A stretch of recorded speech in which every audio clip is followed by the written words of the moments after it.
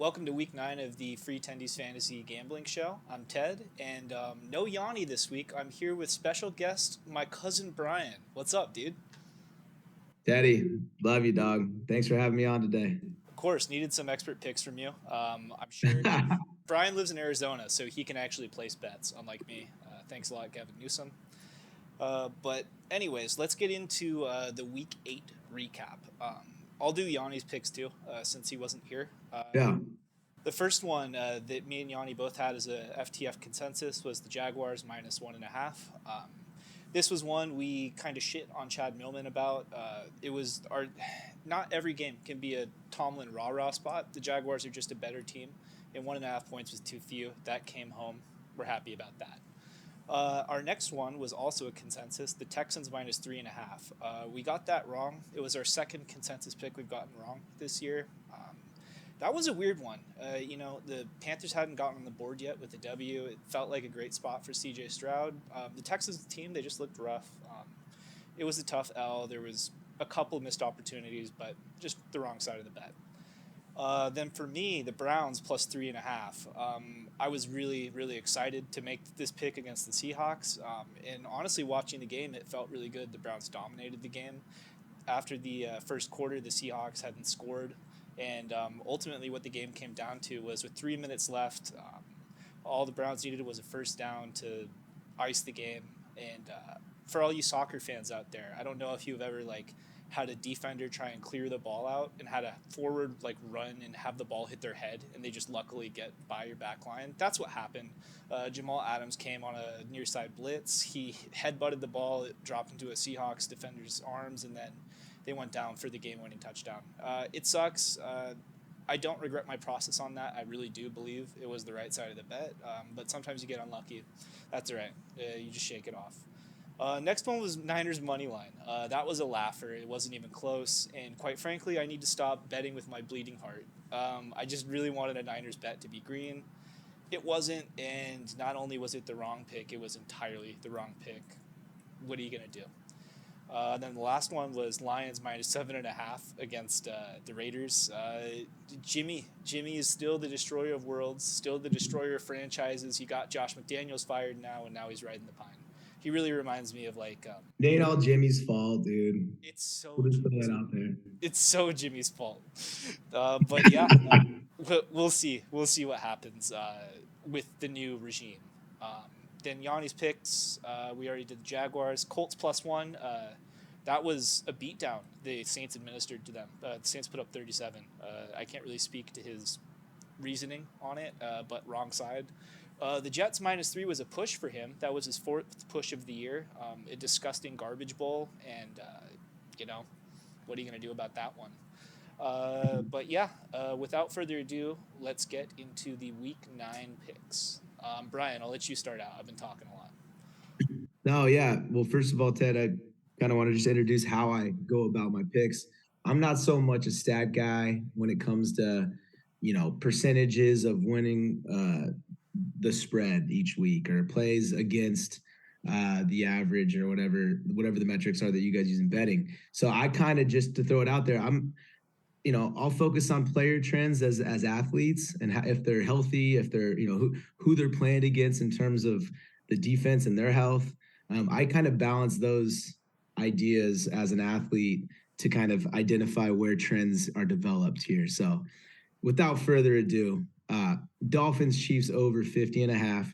Both of those teams are playing lights out when it comes to their offensive side. And actually both of them have done a really good job defensively as well, notably with the Chiefs having arguably one of the best defenses in the league right now, which, by the way, a good defense is generally the result of a good offense, allowing them to rest and be prepared for the next series as a defensive wall. So I'll just throw that out there.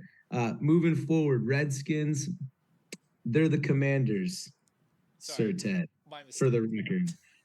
But the Redskins, as you have on here, the Commanders, I think Sam Howell is the real deal. I'll talk about that when we see the game. I'm going Redskins, Commanders, 2.5, plus 2.5. Easy bet. Falcons, minus 3.5. Heineke's a winner. Heineke's hungry. I love watching him play because he plays with his heart. And that can get you in trouble sometimes. but I think with Bijan adding that to that roster this year, as well as Pitts, I know they're going to miss out on London. I think that's the play.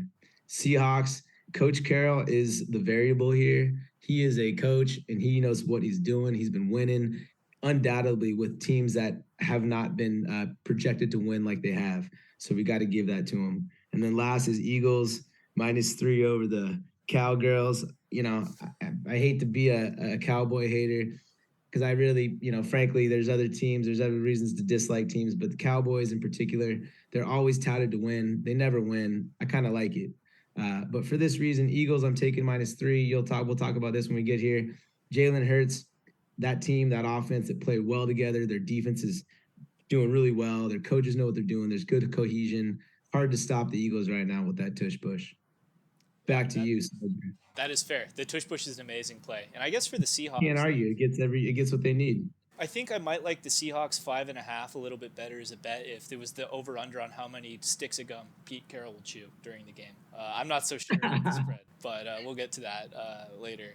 My picks for this week are the Chiefs -1.5, the Cardinals and Browns under 38.5, the Colts and Panthers over 43.5.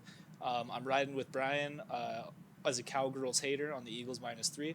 And then I'm taking the Bengals -1.5. I'm parlaying the Chiefs and Eagles picks together. I've actually given this pick away to my mom and dad this week. They were both separately gambling this week and asked me for picks. And I told them to parlay the Chiefs and Eagles. So I'm riding with you guys. I gave you a winner, I hope. I like it.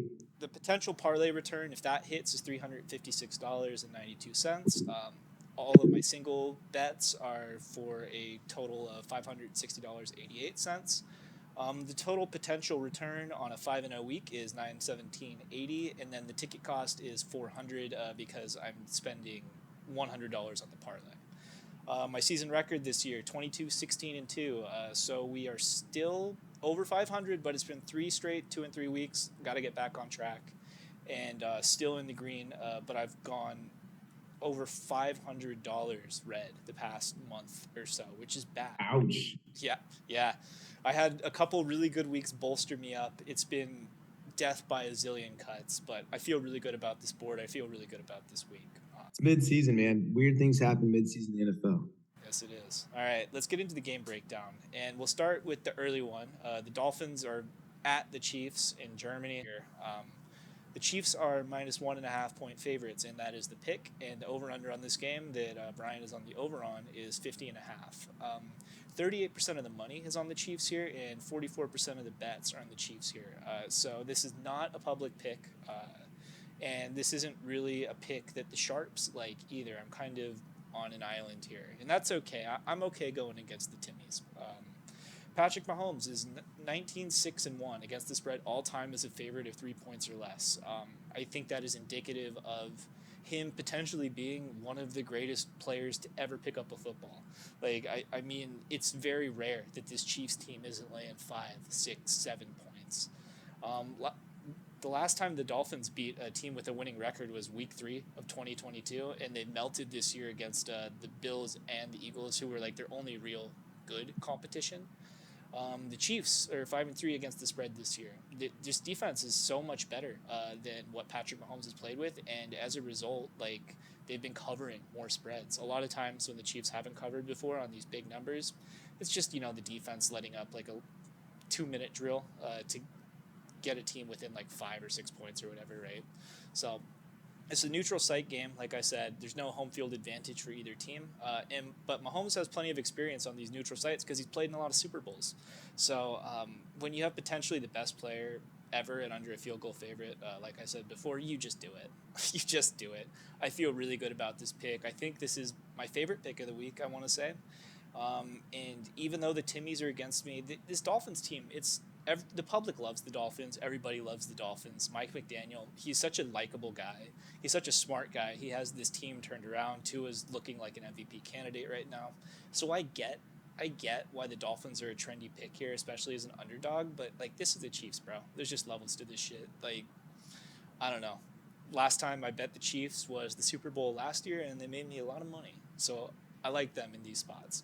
And then Brian, you got any notes on the over? Yeah. So first of all, I think your pick's pretty spot on. I think the Chiefs do win as well by 1.5. But I will say two of the most explosive offenses in the league right now, Tua and Pat Mahomes. Man, they're I don't want to say unstoppable because that's speaking too early, but they've proven that they can put up points. And again, good defense, as I said in the start. But the over here's they're going to get the over, I think for sure, and I think by a lot. So it should be fun to watch. Are you concerned at all on your over bet about the Germany factor? You know, teams flying halfway across the world, weird time zone, that sort of thing. That's personally why I shied away from the over on this one. Do you think that plays a factor at all here, or do you think that's just overblown and the talent on the offenses will take over? I mean, there's a lot of differing variables when you're traveling across the pond. In this case, getting over to Germany and playing football. We could also talk about the positives of playing in front of, excuse me, a bunch of brand new NFL fans in person and their experience. I always remember Michael Jordan saying that every single game he plays lights out. He plays heart out, which would be lights out. But he did that because he knew there'd be a new kid that had never seen him before in his entire life. And for that reason, he played hard. And I think those kids, in this case, these football players, they're going to play with that similar energy up there. And I think this is why it's going to be one of the most fun games to watch. So get ready to wake up early, Ted. It's going to be an early day tomorrow. I would not wake up before 6 otherwise, unless this game was happening. And just Agreed. to your point about these guys getting up for a big game, like this has all the makings of a huge game atmosphere. This is an AFC playoff preview potentially, Absolutely. and Tyreek Hill in an interview this week said the Chiefs are going to get this work. So we'll see. I think Tyreek's Whatever that means, dude. We'll take it. yeah. Sounds like he's shit talking. I like it. Yes, sir. All right, let's get to the next one, and this is you. Just Ted, just to be very clear, man, I think this is going to be a really good game. They're two young teams, both hungry teams that are looking for wins. They'll scrape by with any win they can. I just think we're going to see a Sam Howell versus Mac Jones game, and I think Sam Howell's been able to play at a much higher level. He has the talent around him. I think of Johan Dotson. I think of Terry McLaurin. I think of, I don't think Gibson or Brian Robinson are bad plays either. I don't think they've necessarily had the best offensive line for them to run behind, but I do think they're the better team here. But at the end of the day, it's going to be another fun game to watch. I'm going Commanders plus 2.5 all day.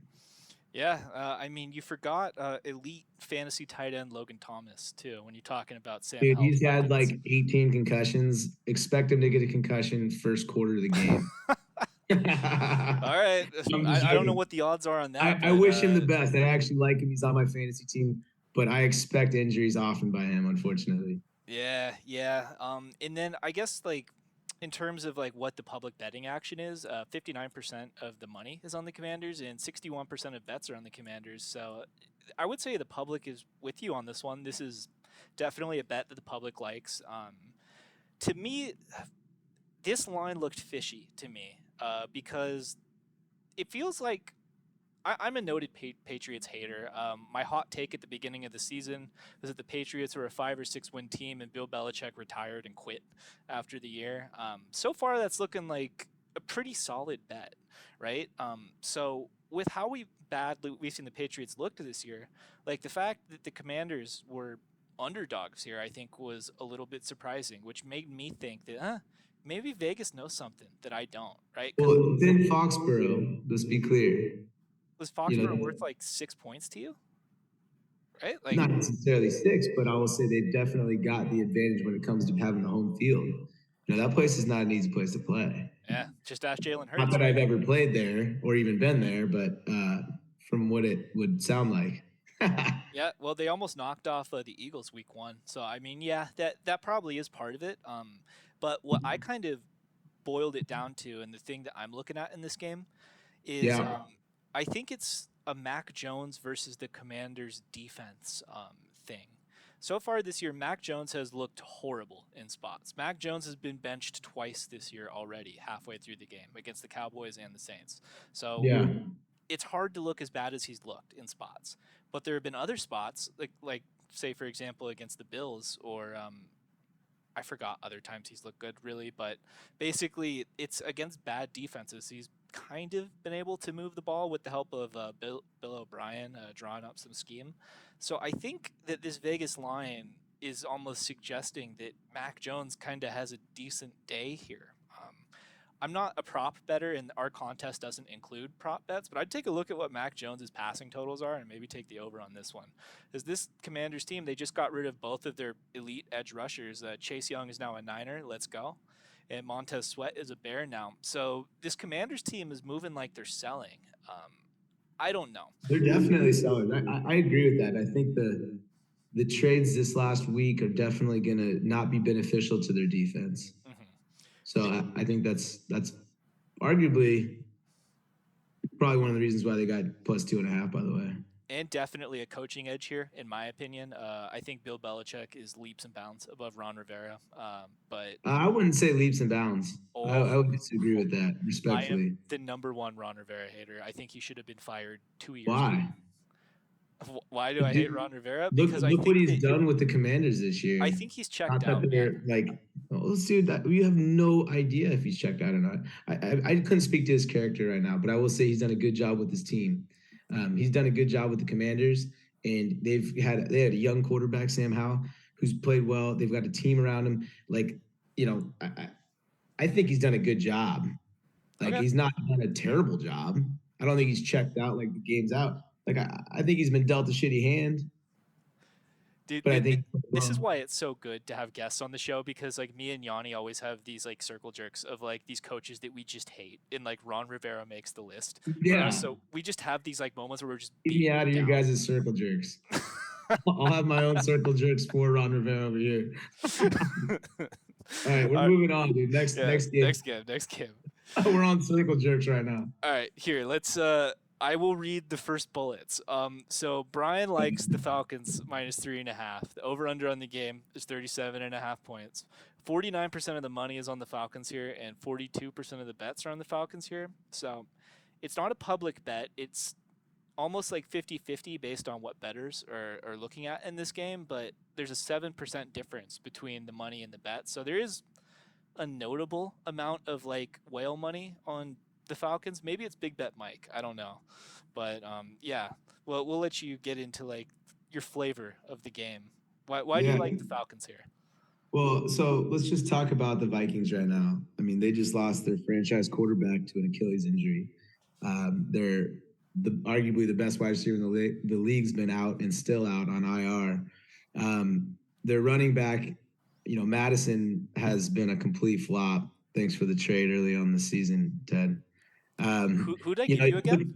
Who did I trade you? I think it was Dameon Pierce, right? It was Dameon Pierce. I'll take that trade all day. I actually think Dameon Pierce is going to cut. That's kind of a sleeper pick for the second half of the season, by the way, for running backs. But we'll get back to that one later. But I think the Falcons have been dealt the shitty hand, and I think that they don't have the pieces right now to pick up what's been lost. So as a result, the Falcons come in. They've got, in this case, a bunch of young studs, and I think they're going to put up some points. I think Heineke, who, by the way, I love, I think the kid, he plays with his heart. I talked about that in the start a little bit. He's hungry, man. He's ready to get in there, show everybody that what he did last year on the Commanders was not a fluke. If I remember correctly, he beat the Chiefs, I believe. He beat a team last year that was beat the Eagles, top team in the league. Was it the Eagles? Yeah, he beat the Eagles. They ended the Eagles. I think they were undefeated. It was 8-0 or something. Mm-hmm.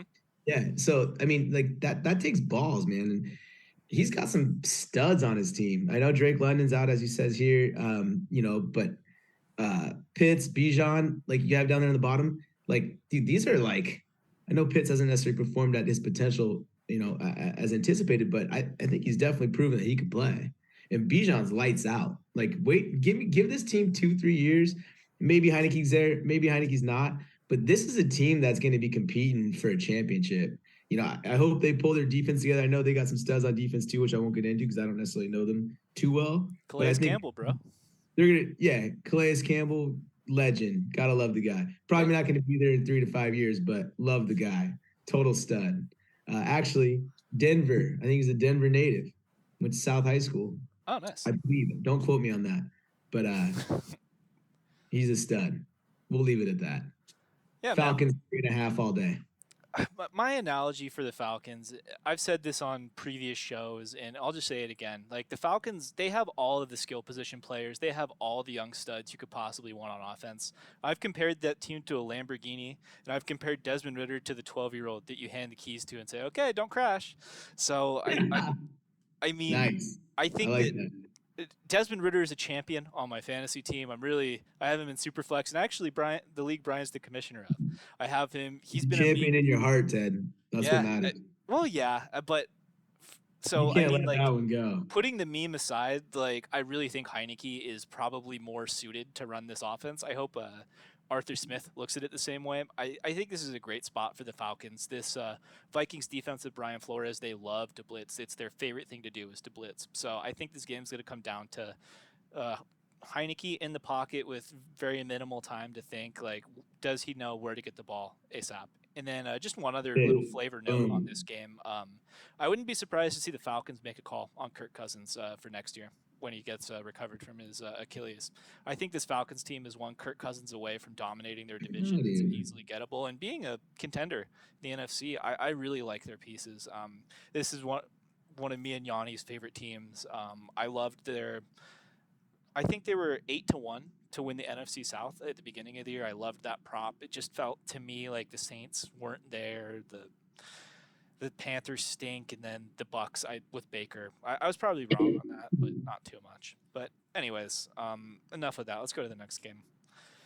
And this one is mine. The Cardinals are going into Cleveland to play the Browns, and I'm taking the under of 38.5 here. Only 37% of the money is on the under, and 15% of 15% of bets are on the under. So this is a super unpopular pick, but there is a 37-15 split, which means that there's some massive whale money here on the under. It's definitely going against the grain to pick this one, but hear me out. Hear me out. Tug is going to be back and starting this week, and I view that as a massive downgrade from PJ Tucker. The last time Tug was in there, he threw 5 passes against the Colts, 2 to the other team. I get the whole Tug. I got it. You can continue. I'm sorry for interrupting. No, what was that? Who's Tug? Deshaun Watson. Yeah, AKA I just Bill wanted to Cosby, clarify. bro. Yeah. Sorry, I've not seen the last episode where he got his nickname Tug. But I like it.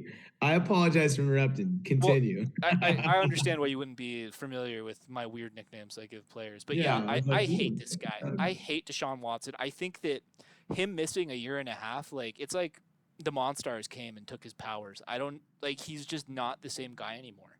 Like after he left the Colts game. He threw 5 passes, 2 were to the other team. He went and got evaluated for a concussion. The neurologist or whatever goes, "You don't have a concussion." And then Kevin Stefanski says, "You're good. We're just going to play PJ." So I can see him just killing drives at points in this game. The Browns could be driving against a hungry Jonathan Gannon-led Cardinals, and then he just throws a pick or something stupid. This is Clayton Tune's NFL debut for the Cardinals. I believe there's going to be about a 1-week buffer, and this is it before Kyler should be playing again. I mean, Brian is actually a Cardinals fan. What have you been hearing? By the way, and I will have a take after this. I know I don't have a bullet point, but I'm going to have a take after this. All right, that's fair. Do you know if Kyler's going to be back after this week? I was talking to Mikey about it, trying to feel the pulse, but yeah, no, he I don't think he's coming back. I think they've actually stated that Clayton Tune's starting. I think it's really early for him to come back, by the way, and it wouldn't make sense for us to bring him back right now. Like maybe he gets a game in at the end of the season, maybe 2 or 3, where he can at least showcase his skills. If we were to trade him, maybe the Cardinals would do that, but. Right now, man, Cardinals are playing for I hate to say it, but talk about sellers, man. They're playing for a draft position next year. So I think that whenever you got a team that's like actually going to be rewarded by losing, those are dangerous bets. Like I think, for example, your boy Tug, I think he could come out and throw tomorrow. Like I think he could have a big day tomorrow because, I just think that the Cardinals probably would prefer to lose. So. That's my take, man. I wouldn't necessarily battle the over-under because I think the Cardinals are too much of a question mark. They could put up 0 points tomorrow. or 6 or 9 points, all by Prater. But I think the Browns are actually a better team than you're giving them right now with an under 38.5. Oh no, I love the Browns here. I love the Browns. The reason I bet the under is I really do think, like you said, I think the Cardinals total might be at like 6 to 9 points here. And I think the Yeah. Browns probably put up like 21 and take the air out of the ball and just run it down their throats. That's my guess. And yeah, like I was Yeah. saying down here, right? Like When, this is the best defense, like numbers wise, in terms of like yards allowed, in terms of points allowed, since the 2000 Ravens with Ray Lewis and Ed Reed. This is like really an yeah, the Browns elite defense is unit. unreal. Dude, this is a tough spot for Clayton Tune to play in. And honestly, that was surprising to me. That's actually really good that we had you on the show, because I think a lot of fantasy managers are under the impression that Kyler will be back in like 2 weeks. So this is kind of a maybe Dude, not, maybe hold off if you have Kyler on IR. Maybe he's not going to be back yet. kind of a sensitive topic for Cardinals fans. So just to be clear, but I can't speak for what's actually going to happen. I can only make projections like we're doing, obviously. But I think there's kind of a sense and the feeling around Phoenix right now that Kyler, you know, he obviously he's a winner. That kid has won at every level, but not necessarily the NFL. But he wants to be out here. But I don't know if he has the work ethic. And I think a lot of people question his work ethic. And because of that, it's like, you know, do we want to invest in this kid? I know we've already signed him for a huge contract, and definitely probably with top what 6 or 7 in the league. But like, I don't know if he's the future, man. I think there's a weird sense right now in Phoenix about whether or not he's ready to play, and if we actually want him to play, and potentially he gets injured, we're eating a bunch of money there. Yeah, Go, he's got a small frame. all right, They we can talk about the Cardinals all day right now, and we won't do I that. know I roped you in. I roped you in. But yeah, Got it, I guess to summarize this one, I expect the Browns to be up in this game. I expect the Browns to comfortably win. But I just think they'll take the air out of the ball, just run it down their throats. I could see like a 6 to 21 to 24 total here, which would be the under. Especially if you got one team that you don't see getting to double digits, like an under is usually a good bet. So that's why I have it. I got 38-10. I'll use 38 because that was the number for the over. 38 to 10. All right, hey, that's still an under. Let's go. Yeah. Maybe 13. All right, Seahawks Ravens. This Yeah, one's yeah, me. yeah. I'm This gonna one's you. introduce a little bit of the game. I'll say my bullet point first, but Okay. Seahawks Ravens is gonna be a fun game to watch. It's in Baltimore, which I think speaks volumes about the game. Because if it was in Seattle, again, I think we'd tilt it hard for Seahawks here. But 5.5 is a lot of points in the NFL. Pete Carroll, I think he's proven that he can win games with very little, and right now he's got a lot. Geno Smith's a great quarterback. He's proven that he could be an NFL quarterback. I'm pretty sure DK is coming back this week. I know he's had some, I think it's a rib or abdomen issue. DK will be Uh, in. DK will play. Okay. Smith Najingba, however how you say his name, he's proven that he can be an NFL wide receiver. He's done a really good job with DK out. And then obviously you got Lockett, not to mention the running backs. I think Kenneth Walker is one of the top running backs in the league. I'm always on pins and needles because I think he's going to get hurt every play. I mean, they run the ball all the time. They've got a traditional like this, run the ball to create the pass offense. And that I think is the model if you have the offensive line, the running back, the quarterback who can then throw it to the wide receivers. And they have all those pieces. So I'm here. I'm not even going to speak on Ravens. I know you will, but I'm going 5.5 plus 5.5 Seahawks all day. Yeah. Go, We'll, big we'll job.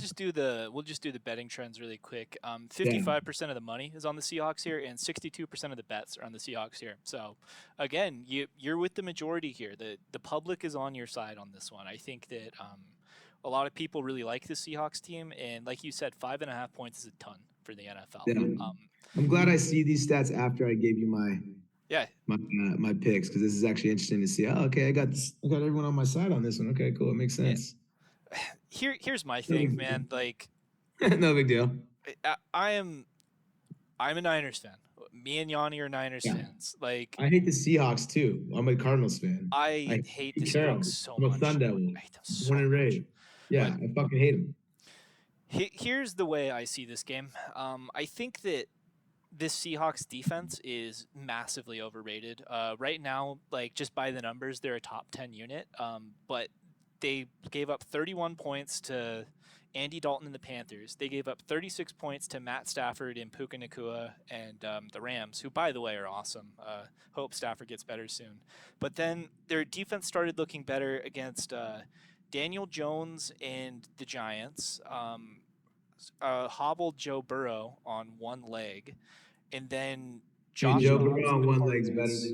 in And fucking then finally, it was Nick PJ Jones Walker. on It's not two exactly legs murderous row wiener they're playing. on his tripod. What was that? I said Joe Burrow will take Daniel Jones to fucking school and drop off his lunch at lunch, bro.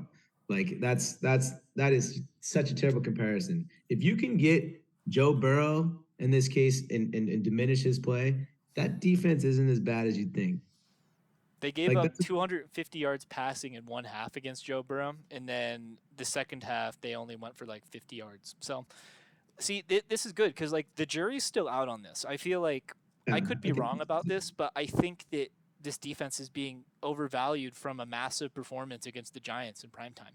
Like I really do. Like it was the I Witherspoon respect coming that. out game. That was a weird game. I Yeah, respect that. it was a disgusting game, but I mean Witherspoon looked like an all pro as a rookie, right? So there's a lot of reasons why I think people love the Seahawks team, but at the end of the day, I think Gino has had red zone troubles this year, and I think like to be nice, he's like a Alex Smith type of player for this team. I think Whoa, dude. yeah, dude, Interesting. I hate Gino. He's not that good of a quarterback. Like he has great Hold pieces. up, hold up. Alex Smith, I think you got to give Alex Smith some respect too, though. I mean, especially as a Niners fan, like he definitely could play football. I I know watched he got Alex Smith a for lot of 13 concussions. years, bro. Like 10 years were terrible, and then the last 3 with Harbaugh, he was managing games, which I think Gino does. Uh, manage a And he game was a for a good team. veteran, obviously. Yeah. But I think Gino's proven that he can throw the ball in tight packages. He can make good decisions. You know, he can run an offense that wins games. Like, so you can't ask for everyone to be a Pat Mahomes. Like, there's just not. That's not how the world works. But this guy Gino has proven that he can work from the bottom to potentially get to the top. Like that, I think that's something that's often overrated. Is someone's evolution from where they've been to where they are. And Geno Smith's proven that he could be a top tier quarterback in the NFL, and that says something. I mean, is throwing 5 picks in the red zone over the past 3 weeks top tier? I don't think Let so. me ask you this. Uh, Giants fans, here we go. Is someone who throws 5 picks a game, are they considered a good quarterback? Not unless you're Trevor That Lawrence. same quarterback have 2 Super Bowls? Is that same quarterback freaking talk like a goon on Sports Center and Did have you just fun with his compare Geno brother? Smith to Eli Manning, bro? I'm just saying Wow. you can't look at interceptions in a game and say, oh, this guy's not a good quarterback. Like he might have had a bad game. He might have thrown interceptions multiple games in a row.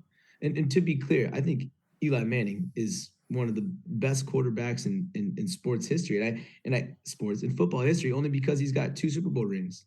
That says a lot. I'd take Jake Plummer over him all day long. Jake the Snake, dude, Arizona ASU. bias. But that man deserves his respect. Eli Manning, undoubtedly. But I'm not comparing him to Geno. All I'm saying is Geno, he has the ability to win football games, and that can't be overlooked. Yeah. He's He not he's as done sexy as Lamar Jackson.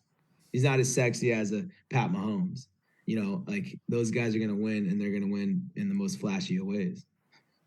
I mean, this is a All the much two. improved Ravens defense. Lamar Jackson's record against the NFC in his career is 17-1.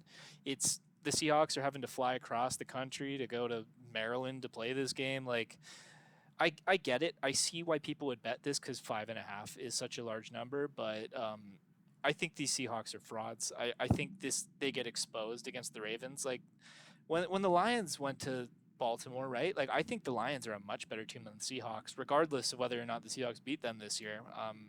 But yeah, the Ravens blew out the Lions. Like I don't see how the Seahawks hang in here. But we'll All right, see let's though. do this real quick on this game, briefly. If you were to go Geno, Lamar, who would you take? Lamar, easy. Easy. Okay. If you were to go DK, I don't know who's the best one. I Zay mean, you Flowers, my champion. Mark Andrews. Yeah. Okay. So we'll go Flowers or Odell. Odell's probably hurt. Shocker. But would you go DK or Lockett? Either of those two over Flowers? Of course. Yes. I Okay. give the Would you Seahawks go the Kenneth edge. I give the Walker Seahawks the edge at wide over receiver, running back, O and line? potentially D back. Like I think their O line's definitely played better. I mean, you got to look at the running stats that Kenneth Walker's had this season, and that's got to be contributed to the O line. I think the Ravens have a good team. I think Mark Andrews is definitely a win for the Ravens when it comes to the tight end position. But across the board, in terms of like people that can put points on a board in a system that does that for you, the Seahawks have it. Ravens. I mean, Lamar Jackson's a total stud. This dude can score 4 touchdowns on his own.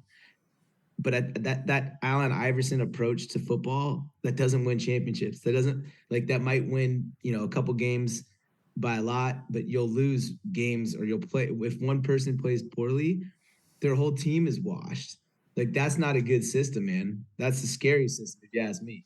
Yeah, Um, you know, I'll leave it there. that's fair. One last question before we move on. Yeah. Do you think the Seahawks win this game outright, or do you think they just cover?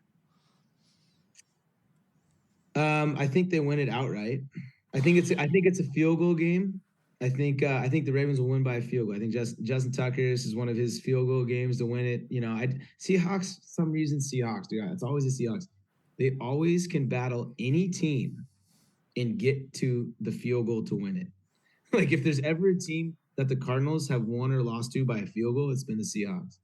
Like and again, that goes to the coaching. Like they know how to get to the game to where they can get the game to the point where they can win the game by controlling the clock, by controlling the ball, by managing, in this case, just the time. I think Pete Carroll's I think he's underrated because I think he's a fool and I think he's a clown and I think I hate Pete Carroll because he's a USC guy and dominated ASU, just dominated. He's a Seahawks guy and he dominated Arizona, but I hate him. All Beat right, the Chief. fair enough. We'll leave it at that. Just kidding. I Respect, think man. I think Ravens by 17, but we'll see. This take is on the internet forever. 17, bro. Yeah. Wow. All All right. right. Next one, Colts at Panthers. I'm taking the over 43.5 here. 66% of the money is on the over, and 65% of the bets are on the over. So I finally am with the public on a pick. The Colts have allowed the most points in the NFL through 8 weeks, and this defense, like I think, is a sneaky bottom of the barrel unit. Like I think coming into the year, like there were a lot of things to like about this Colts defense. Shaq Leonard, Kwity Paye. I don't know who else really, but yeah, it turns out they're really bad at playing defense.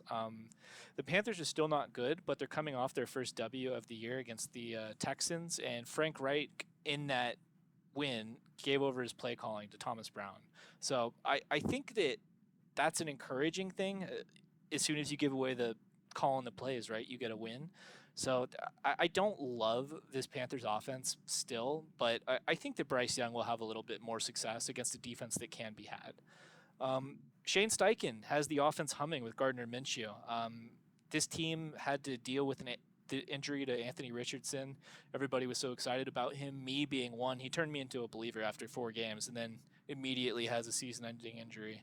But that being said, Steichen and the Colts and Gardner Minshew have been dealing on offense.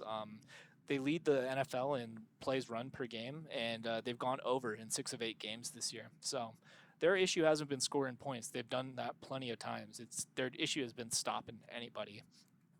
This Panthers defense, they have some stars, but they're still 30th in scoring. They have Brian Burns and Derek Thomas on the line. They have J.C. Horn in the back, but I mean, they just have given up a ton of points to most teams all year.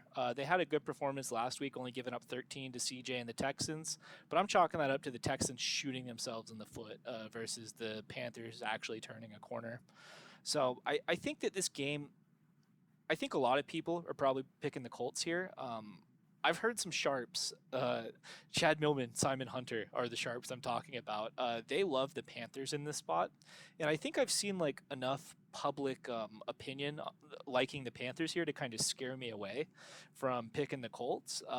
But I love this total. I love the over on only 43.5 points. I think this could be closer than a lot of people think, and then it's going to be like end of the game rushing to score points to try and catch up or take the lead. So I'll take it. Do you have any thoughts on this one, Brian? Do you think it's a dummy bet? Do you think it's a smart bet? These kinds of games scare me, and so the answer is no. I don't have too much on it, but the Colts. Minshew's been playing all right. They also got Jonathan Taylor, who's kind of just getting back. They got some studs in the wide receiver core. I don't really, don't know much about their defense, their offensive line. Panthers, young team. They're building, obviously. I kind of would always when I have an opportunity to go for someone like Bryce Young, and his energy, his ability. He's obviously a great athlete. The kid can play. He proved it. What was it last week? I mean, he's been playing pretty well. Now, I wouldn't say he's been playing lights out, but I think I'd probably go Panthers on this. I don't know what the spread is, but I'd probably go Panthers on the money line. It's Panthers plus 2.5. Yeah, Yeah. Well, I'd take that's what a Panthers. lot of the sharps are thinking. I I'm too I have too many reservations about Bryce Young as a player, so I just took the over. I think it'll hit though. We'll see. Yep. All right, next one. The Cowgirls going into Philly to lose to the Eagles. The pick here is a consensus of me and Brian's is the Eagles -3. The over/under in this game is 46.5 points. Only 29% of the money is on the Eagles here, and 44% of the bets are on the Eagles. So we have a 15% split between the money and the bets, which means there's notable whale money on the Cowboys, and it's an unpopular bet too. So we're kind of on the wrong side of both the public and the sharps here. But let's tell you why they're wrong. The Cowboys are coming off a blowout win against the Rams, and this is what they do. This is what they've done all year is they beat the shit out of these bad teams, right? Like the Giants, 40-0 week 1. It's what they do. They play bully ball. They get in front of you. They start getting turnovers when they force you to drop back and pass. Micah Parsons just eats your lunch. It's bad news. So they're really good from playing in front of teams. So yeah, that's all that was against the Rams. And the Eagles are coming off a close W against the Commanders. The Commanders always play them tough. Like, nobody thinks the Commanders are a good football team. So, like, when you struggle against that team, like, I mean, I think that people have questions about you. Jalen Hurts looked a little bit banged up in the last game. And I just think the Eagles have looked a little weird all year. They pulled out games, but they haven't had these dominating wins like the Cowboys have. I'm calling this one personally a classic Cowgirls letdown spot. Dak and the Cowboys have never showed up for big games since he's been the starter in Dallas. Quite frankly, the Cowboys haven't showed up to big games in 20 years. Like, it's been since the 90s they've actually won a big game, right? There was the Romo fumbled snap from the field goal kick in 2000 or whatever, right? They've done this forever. This Cowboys team hasn't won anything. They've shrunk in these huge spots. And like I was saying about the Eagles before, like they haven't looked right all year, but this team has found a way to win while looking and playing like shit. So I think there's something to be said about that. It's a tough divisional matchup in Philly. A lot of these NFC East games are pretty close. If this game was in Dallas, my pick might be different or it might be a stay away entirely. But I think that -3, right? It's just a field goal. I think this is a great spot for the Eagles. I'll take the team that has a history of winning big games under Sirianni and Jalen at home at a field goal or less over a Mike McCarthy coach team every single time. Like, just categorically, I think that's the bet you have to make here. Do you have anything you want to add on this one, Brian? Like, did I Yeah, kind no, of? I agree with most of what you said. I think just if I had to, I'll just go straight to the fun bet here. If there was ever a bet I'd make on a backup quarterback to potentially score a touchdown, it would be Marcus Mariota, TD this game. Total wild card, but go ahead and put $10 on it, $100 if you're crazy. But I think there might be some issue with Jalen Hurts' health, as you mentioned there. What is it? His shoulder? Yeah. It's been I think it's his He's leg at it. too. I He was think like it's. limping. He was limping I against the Commanders last week. mean, the So dude's a total stud. undoubtedly, and when he's healthy, I think he's a tough guy to beat. I mean, he's going to win pretty much every game. And he's proven that, by the way. But I do think that if he gets hurt this game, it might be wise of them to pull him out early because that will potentially open the door for the Cowboys to battle against an Eagles team that doesn't have their starting quarterback. And I don't think that's how they do that in the NFL. But again, if he's injured, it wouldn't be worth him getting more injured. And it might be beneficial for them not to show all their cards in this round of the fight because they're going to see each other at the end of the season, undoubtedly. This is a divisional game. I think the Cowboys are hungry. They unlike the Eagles, they've not necessarily proven that they're a top dog. So it'll be a good game, but I'm gonna go Eagles as well, and my hope is Jalen Hurts stays healthy. Yes, sir. All right. Is Mariota's backup, if I'm not mistaken? Is that correct? Yeah, Mariota's his backup. It's funny. I actually wanted the Niners to get Mariota this offseason because I thought Yeah, that the way he plays football is very similar to Trey Lance, who I thought would be the starter this year. And I'd like to see. Man, I kind of wish Trey Lance would have got traded at the deadline. Like send him off to like I don't know the Vikings. Perfect example. what about you said if there's any time for a bet for a backup quarterback to get a touchdown? What about a Trey Lance anytime touchdown sprinkle here? Sprinkle five I bucks. don't, dude. Here's the thing: is Trey Lance is like third string. Yeah, yeah. Cooper They're Rush is gonna doing play. fine. What's his name? The kid last year, Rush. Yeah, Cooper Rush. Dude's a Cooper baller. Rush has been dude. I was gonna say phenomenal backup. He's 5-0 proven last year when he had to yeah, play. yeah. So Trey Lance is a not gonna see the field this year. Sorry. All right, let's get to the last one here. It's the Bills at the Bengals, and I'm taking the Bengals -1.5. The over/under on this game is 50.5. 55% of the money is on the Bengals, and 47% of the bets are on the Bengals. So this is basically a 50-50 with maybe a slight advantage of Big Bet Mike moving this percentage by 8% up towards the Bengals. Both teams are coming off big W's last week. The Bengals just dog walked the Niners in a game that I watched and I just felt fucking depressed. Like at halftime, it just felt over to Dog me. boss. They weren't even close. That was the most. We say Molly Wop out here. Yeah, they mollywopped the Niners. They Quite Molly Wop the yes, they Niners. did. Yeah, they did. It was not close. And the Bills won comfortably against the Bucks too on Thursday night. Let me just break it down, make it as easy as possible. This is a bet on two very specific things. It's on Joe Burrow being all the way back to full health, and the Bills defense just being too crippled. Joe Burrow mollywopped the Niners last week, and he made them look silly. He made a defense that has been vaunted as being one of the top defenses of the league look bad. He threw for I think 350 or 60 yards on him, 3 touchdowns. I think he completed like 32 passes or something. He was just moving the chains all day against what's supposed to be a great defense. And this Bills defense has lost Matt Milano and Tre'Davious White already. Those are two of like probably their defensive captains. They still have Poyer and they still have Hyde in the back for safeties, but it's been tough for this Bills team to be getting stops for Rasul Douglas at the deadline. Because I think they know that, hey, we're injured, we need help on the defensive side. So this should be his debut for Buffalo. I don't think he'll be integrated into their system yet, and quite frankly, I don't think it matters. This is a Burrow, Chase, Higgins explosion spot. If you have them in fantasy, fire them up. I have one team with a Burrow and Chase stack that I'm looking to just win me my week, and that on that team, I love the Bengals in this spot. It's always scary betting against a quarterback like Josh Allen as an underdog. Like Josh Allen has had to be Superman this year to keep the Bills in games, and he's done it quite a lot. So, and I love this Bills team too. I bet on the Bills like 4 or 5 times already this year. It's tough betting against Josh Allen, especially as an underdog. But with the spread it being 1.5, it's basically like the Bengals just need to win. Like if the Bills or if the Bengals only win by 1 point, then I guess you lose. But for the most part, I think it's a good number. It's small enough to be a good play, and I think all the trends are going towards the Bengals taking this one. But we'll see. Do you have any thoughts on this one, Brian? Are Yeah, you? well, no, I mean, I think I agree with all what you said. I think this is the game of the week. It's definitely going to be the DeMar Hamlin throwdown. Both these teams have a lot of respect for each other from what they've been through together.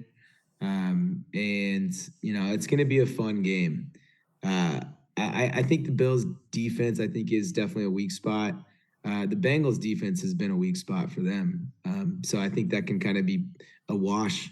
When you think about their offenses, I think both offenses are pretty explosive.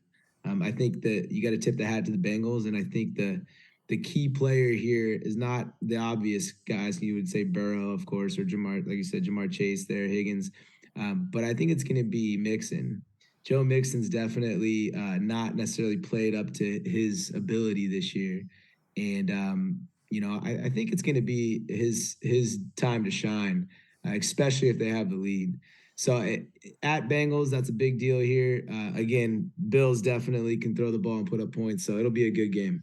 I love that Mixon call out too. The Bills give Yeah, up the highest yards per carry of any team on defense. is that So right? yeah, Yeah, yeah, I think that's yeah. a great call out. I think he's hungry. That's kind of the main point there. He's definitely hungry, and he wants to show the boys that he can play too. Dude, he It's was like, fired come up on after now. he scored the touchdown against the Niners last No, week. He was talking shit to the fans and stuff. Man. yeah, you gotta love that. Anyways, I think that's going to do it for us. Brian, thank you for being the co-host, the special guest this week. We'll see how your picks do. We'll have to compare you to Yanni's picks. He's had a losing year so far, so if you can be over 500 in the green, I don't know, it'd be pretty good. Well, it's all conjecture and a bunch of bullshit. So I appreciate the opportunity, Ted, and I this is cool, man. This is really cool. You should tell the what's the email that you have for this? freetendiesfantasy@gmail.com. Sponsors, hit it up. I know you want to sponsor Free this show. Tendies Fantasy. What is Yes, free sir. tendies? Free tendies is when you make money off of nothing, right? So it's like when you're pulling packs of cards and you just pull a card that's worth a lot of money and you just sell it and you made money doing nothing, right? The whole point of free tendies, right, is we're giving you fantasy advice and we're giving you advice against these sports books. So that way you can just farm your league mates, make good decisions, and make free tendies off this shit, man. We're here to help you. I've said this from like our very first episode, and I really mean it, man. Like I'm not here claiming to be an expert of anything. All I am is just a nerd that watches a lot of football. Me and Yanni both, and Brian too. I know Brian. I don't know if he's a nerd, but I know he watches some football. We're Trust we're me, just nerds that I've like watch fulfilled the football and nerd want to give our category on many picks. occasions. You know what I mean? I spend too much time doing this, so we might as well use the shit that we've collected, right, and make some good notes on it, right? You're Yeah, never gonna win every and bet.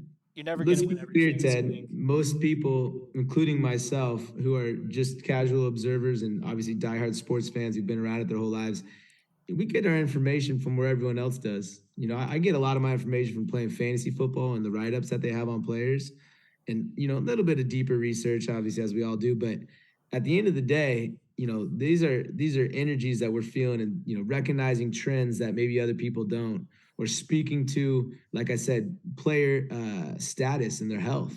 Like those kinds of things, I think give anybody an opportunity to make a speculative pick.